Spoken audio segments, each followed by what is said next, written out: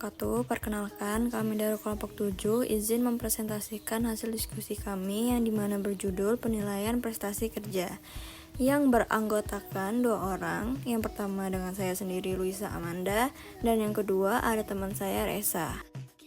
Oke, baik, langsung saja kita masuk ke materi pertama, yaitu pengertian penilaian prestasi kerja.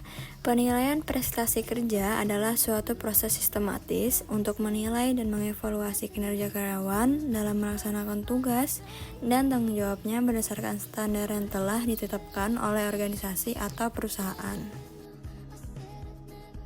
Selanjutnya, tujuan dan manfaat penilaian kerja. Yang pertama, menilai kinerja karyawan. Mengukur sejauh mana seorang karyawan memenuhi tugas dan tanggung jawabnya. Yang kedua, memberikan umpan balik. Memberikan masukan kepada karyawan agar mereka mengetahui kelebihan dan kekurangan dalam bekerja. Ketiga, meningkatkan produktivitas. Mendorong karyawan untuk bekerja lebih efektif dan efisien. Yang terakhir, motivasi dan kepuasan kerja. Evaluasi yang adil dan transparan dapat meningkatkan semangat kerja karyawan. Adapun manfaat penilaian kerja.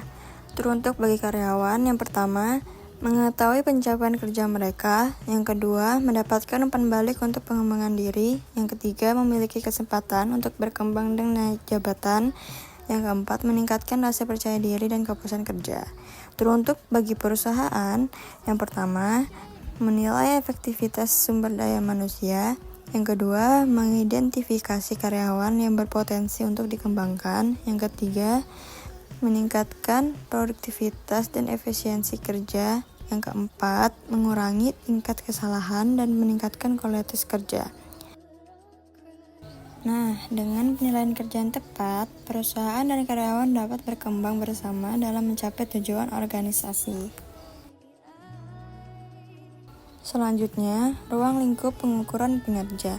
Ruang lingkup pengukuran kinerja adalah aspek-aspek yang digunakan untuk menilai sejauh mana individu, tim, atau organisasi mencapai tujuan yang telah ditetapkan. Pengukuran ini mencakup berbagai faktor, produktivitas, efisiensi, kualitas kerja, dan kepuasan pelanggan.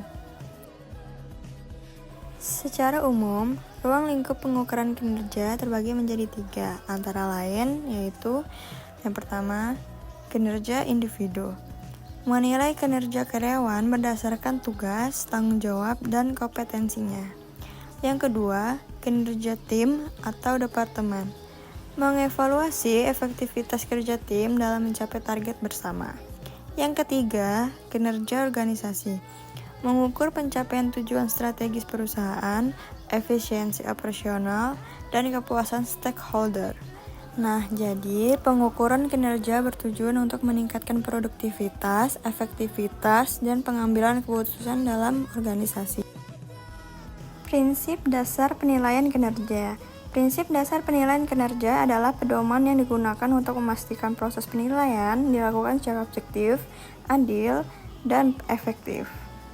Ada beberapa prinsip utamanya, antara lain objektivitas, keadilan, transparansi, relevansi, dan konsistensi. Tahapan utama dalam penilaian kinerja karyawan. Yang pertama, perencanaan kinerja. Menetapkan tujuan, standar, dan indikator kinerja yang jelas. Yang kedua, pemantauan dan pengukuran, mengamati serta mengumpulkan data tentang kinerja karyawan. Yang ketiga, evaluasi dan analisis. Membandingkan hasil kerja dengan target yang ditetapkan.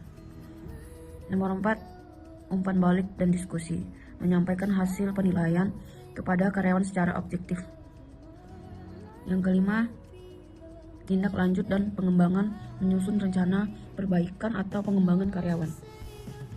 Masalah-masalah dalam penilaian kinerja. Nomor 1, kurangnya standar yang jelas. Kriteria penilaian tidak terukur untuk tidak konsisten. Yang kedua, kurangnya pelatihan bagi penilai, atasan, atau evaluator tidak memiliki keterampilan dalam menilai secara adil. Yang ketiga, feedback yang tidak efektif. Hasil penilaian tidak disampaikan dengan cara yang membangun. Yang keempat, fokus pada kesalahan, bukan pengembangan, hanya menyoroti kelemahan tanpa solusi untuk perbaikan. Yang kelima, ketidakjelasan dalam tindak lanjut. Tidak ada langkah konkret setelah penilaian dilakukan. Metode penilaian kinerja. Nomor 1, metode skala penilaian. Menilai kinerja berdasarkan skala tertentu. Yang kedua, metode daftar periksa. Menggunakan daftar kriteria untuk menilai apakah karyawan memenuhi standar atau tidak.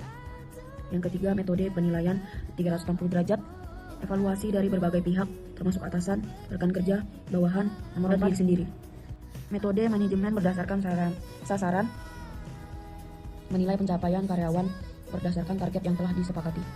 Nomor 5, metode penilaian berbasis kompetisi, mengukur kinerja berdasarkan keterampilan dan kompetisi yang dimiliki. Evaluasi penilaian kinerja. Evaluasi penilaian kinerja adalah proses meninjau kembali hasil penilaian kinerja untuk memastikan keakuratan, keadilan, dan efektivitasnya.